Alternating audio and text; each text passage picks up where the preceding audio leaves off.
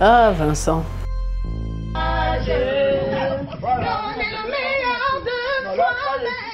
L'amour. L'amour du prochain. L'amour. L'amour et encore l'amour. Tu as beaucoup fondu, tu as beaucoup... Il faut que tu reprennes du poids et tout. Oui, ça va, je suis malade, je suis pas là pour ça. Je t'ai apporté un cadeau. J'ai dit, comment c'est un cadeau? Tu m'as jamais fait de cadeau depuis qu'on travaille. Il dit, parce que je suis très fier de ce que tu es devenu. Je suis très fier de la trajectoire que tu as suivie. C'était pas facile au départ, mais tu as persévéré et tu es une de mes fiertés. Alors je t'ai apporté ce cadeau-là. Et jusqu'aujourd'hui, je n'ai pas pris son cadeau, je ne l'ai pas encore porté. Peut-être que c'est un signe.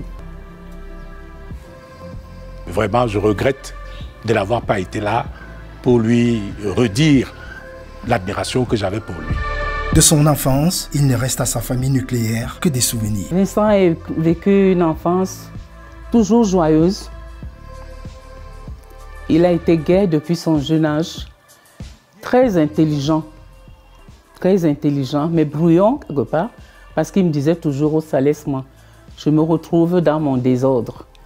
On ne voyait jamais Vincent concentré dans ses cahiers, comme nous on le faisait.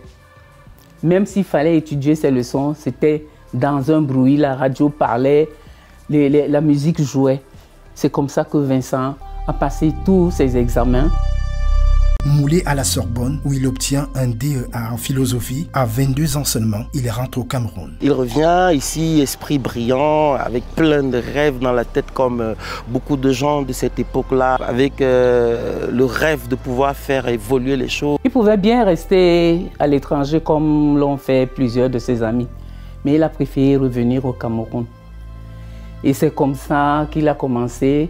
Le travail d'abord au ministère. Ce n'est pas facile d'être fonctionnaire et de rester ouvert sur les choses qui se font. Vincent, c'était un génie. Ce n'est pas quelqu'un qu'on pouvait placer dans des cases. Je crois que très vite, il se sent à l'étroit un peu dans ses bureaux au ministère de l'Information et de la Culture. Entre-temps, comme il fréquentait beaucoup l'Institut Goethe et tout ça. C'est comme ça qu'il se retrouve à suivre toutes les expositions, tous les artistes. Et tout naturellement, quand la télévision, quand on crée la télévision camerounaise. À cette époque-là, la société allemande GTZ, je crois, et Siemens ont gagné le marché de construire la télévision du Cameroun. Ils ont fini de construire ce beau bâtiment que tout le monde connaît. Et il y avait un problème de formation de personnel. Donc, naturellement, ils ont lancé un concours pour recruter des stagiaires qui allaient pendant 3 ans aller se former à cette nouvelle technologie qui arrivait chez nous. Vincent va faire un stage, je crois, en réalisation. Donc, il est parti du ministère après la formation qu'il a eu à faire, laissant la philosophie. Au commencement était la CTV, où il a contribué à la naissance de la télévision nationale. Je connais Vincent d'abord de réputation. Toute la maison était unanime sur ses qualités professionnelles. Et c'était extrêmement rare à la CRTV. Ce n'était pas le moindre des exploits. Parce que la CRTV était, je ne sais pas si elle le demeure, une maison où il y avait beaucoup d'ego, où les gens étaient plus prompts à parler d'eux-mêmes que de leurs collègues, de leurs collaborateurs. Le signal de la liaison avec Mbala 2 s'est finalement brouillé. Il m'a dit que bon, il avait du mal à se faire comprendre. Vous savez, si vous ne faites rien comme les autres s'occuperont de vous. Et on s'est beaucoup occupé de Vincent Doumbé parce que précisément sa différence gênait. Elle gênait et surtout son franc-parler. D'être intelligent et de dire aux autres, je suis intelligent, je crois que ça fait mal. C'est qu'elle avait l'habitude d'arriver à la CRTV et dire à tout le monde, même au directeur, qu'il a fait la Sorbonne, tu as fait la Sorbonne. Donc elle arrive dans le couloir, je suis Vincent Doumbé, j'ai eu, voilà, je sors de la Sorbonne, j'ai eu mon DE à 22 ans. Tu viens le dire à des gars qui ont fait le bac 8 fois, qui ont calé à l'université et qui sont là. Gars, tu n'as pas besoin de nous rappeler ça. Je crois que c'est mon point de vue. Hein. Je pense qu'il y a eu beaucoup de cela aussi qui fait qu'on dit, ok, prends donc ton DEA là et fais alors ce que tu veux. Il n'était pas le genre de personne qui faisait son travail comme ça. Il était un peu décalé et tout. Je pense que c'était un peu ça. Il n'entrait pas dans un canevas particulier. Vincent, c'était un iconoclaste. C'est pas un gars qu'on pouvait mettre dans un couloir, non. Quand tu es dans une structure où c'est carré, c'est un peu compliqué. Si tu n'es pas ce genre de personne, je pense que c'était beaucoup plus ça. C'est pas un cheval que tu peux tenir par la bride et va à gauche, va à droite. Et je pense que tout ça aussi a un peu contribué à, voilà, un peu à ses malheurs. Comme tous les génies, il avait sa façon de penser, de faire, d'agir. Il était enthousiaste, il avait de la fantaisie. Parce que malheureusement, beaucoup de gens font de la télévision, mais dans notre télévision, il manque beaucoup de fantaisie. Excusez-moi, il est très juste dans ses choix, il est très juste dans ses décisions, il est très intuitif.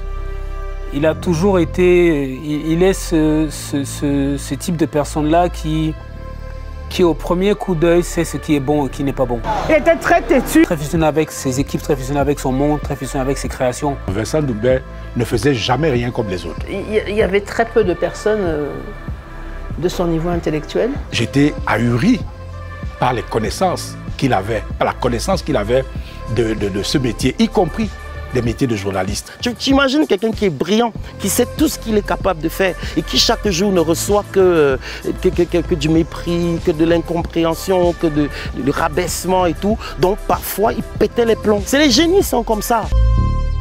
Vincent Doumbé, sur le plan privé, était marié à Marilyn, une amie d'enfance qu'il prend en mariage après s'être séparé de sa première épouse, avec qui il a eu 2 enfants, dont l'un est parti trop tôt. Il ne s'est jamais remis du départ de cet enfant. Il ne s'est jamais remis jusqu'au dernier jour. Il a également une fille qui porte le nom de ma mère, de ma tante et Possi. Pendant ces derniers jours, les personnes qui sont venues le voir disaient qu'il était content parce qu'il y avait des gens qui l'aimaient. Pionnier dans les domaines des séries TV, premier Camerounais à diffuser ses séries sur des chaînes internationales, Vincent Doumbé, que d'aucuns appelaient le père créateur, laisse une immense œuvre à la postérité, à corps majuscule.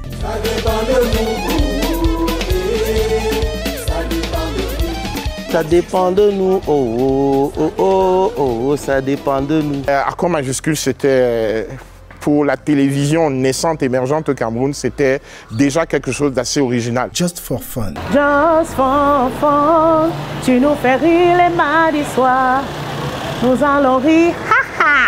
Tu me casses les oreilles cassées, hein? J'en ai plus cassé, j'en ai marre moi. Ce fun qui, comme son titre le disait, c'était des mini-pièces, mini-sketchs qui faisaient rire. Il nous a véritablement appris à créer du contenu. Aujourd'hui, voilà, c'est facile. Ce que Maman fait aujourd'hui, Vincent Doumbé le faisait il y a 30 ans. Mais sauf qu'il n'était pas sur Canal. Il n'était pas sur RFI. Pourquoi me regardez-vous comme ça? Ça se voit que je suis fâchée, non?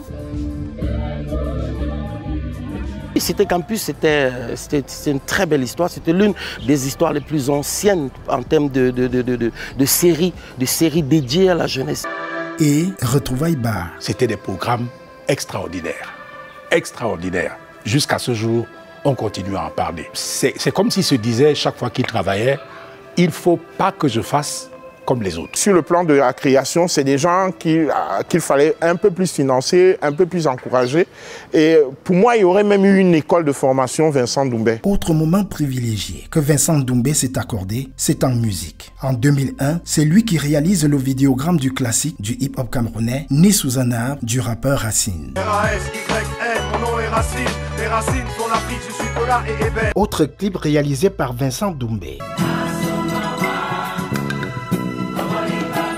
Comment oublier que Vince, pour les intimes, était assistant réalisateur sur Chocolat, le premier film de la française Claire Denis tourné au Cameroun. C'est l'Afrique ici, il fait trop chaud pour se balader. Vincent Doumbé, un pépiniériste passé maître dans l'art de révéler le talent et le génie des autres. Son mercato n'a jamais visé les stars, que des novices. On parle d'une époque où s'approcher d'une caméra, c'était...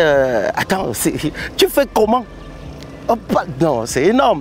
Mais Vincent, lui, le peu de sous qu'il a eu, déjà il achetait du matériel de montage, matériel de prise d'image et tout, et il mettait à la disposition des jeunes. C'est ainsi qu'il a donné naissance à une grande descendance artistique et culturelle. Il était tellement doué qu'il savait détecter les talents des jeunes. C'est pour ça qu'il était toujours entouré des jeunes. Nous sommes nombreux hein, quand même. Caresse, Fotso. Il avait le don de découvrir en chacun de ces enfants qui l'entouraient, en chacun d'entre nous, le meilleur de nous-mêmes. Il encadrait tout le monde. Il nous a tous façonnés. Nous sommes lui. Chacun de nous a une part de lui. De la Sorbonne à la réalisation télé. Imaginez si Vincent Ndoumbe n'était pas revenu au pays. Est-ce qu'on aurait eu ces noms? Est-ce qu'on aurait eu ces révélations? Est-ce qu'on aurait eu ces pièces de théâtre à la télévision? Parce que c'est un homme, c'est un réalisateur, mais c'était avant tout un scénariste et metteur en scène. C'est des gens, à mon sens, qu'il faut décoller, même à titre posthume, parce qu'ils ont rendu un service à ce pays.